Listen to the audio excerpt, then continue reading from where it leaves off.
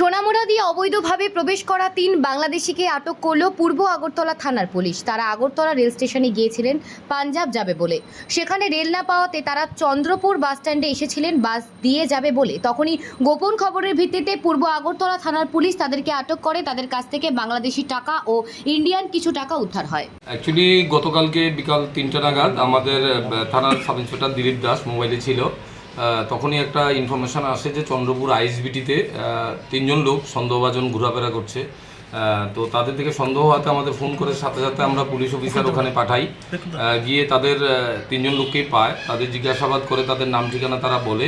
তাদের নাম মোহাম্মদ নূর মোহাম্মদ আবদুল্লাহ, মিসেস আসমাউল হুসনা। তো তারা স্বীকার করে তারা বাংলাদেশি, তারা অবৈধভাবে উইদাউট পাসপোর্ট এবং ভিসা ছাড়া তারা ভারতে প্রবেশ করেছে।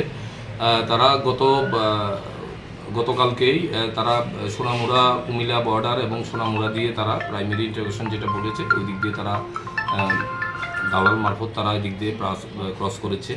তাদের ওখান থেকে আগরতলা রেল স্টেশনের বাইরে একটা গাড়ি দিয়ে নামিয়ে দিয়ে যায়। তখন তারা স্টেশনে যায়, গিয়ে তারা ট্রেন পায়নি, ট্রেন নেই আর গতকালকে।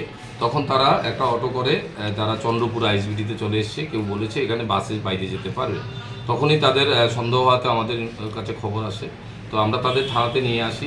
তাদের এগেন্সটে একটা কেস হয়েছে এবং তাদের কাছে তল্লাশি করার পর একটি মোবাইল, ভারতীয় টাকা ৩,৩০০ টাকা এবং বাংলাদেশি টাকা ১২৬০ টাকা তাদের কাছ থেকে সিজ করা হয়। আজকে তাদের আমরা কোর্টে পাঠাবো।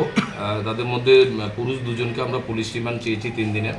পুলিশ রিমান্ডে এনে আমরা জিজ্ঞাসাবাদ করব তারা কাদের সাহায্যে তারা ভারতে প্রবেশ করেছে। ওই বেসিসে আমরা যে টাউট আছে, দালাল আছে, তাকে আমরা অ্যারেস্ট করব। তারা কোথায় যাচ্ছিল এখান থেকে? তারা তাদের প্রাইমারি জিজ্ঞাসাবাদে যেটুকু বলেছে তারা পাঞ্জাবে যাবে। পাঞ্জাবে ওখানে দোকানে কোথাও কাজ করবে, এটা তারা একটা স্টুডেন্টস পেয়েছে। এই জন্য তারা পাঞ্জাবে যাওয়ার জন্য এসছে।